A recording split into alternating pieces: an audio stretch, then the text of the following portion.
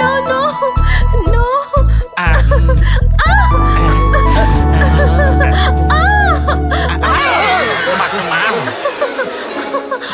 ஐயோ. டேய் என்னடா இது? அண்ணினா ஏற்கனவே பிளான் பண்ணோம்ல. யாருக்குடா அண்ணி? பொண்ணை கூட்டு வர சொன்னா ஒரு வெள்ளை பைய கூட்டு வந்திருக்கீங்க. ஹேய், நான் உங்க கையில பட்ஜெட் ப்ராப்ளம். என்னடா பட்ஜெட் ப்ராப்ளம்? அவளை பார்த்தா எனக்கு இல்ல, இவனுக்கு கூட மூடு வராது.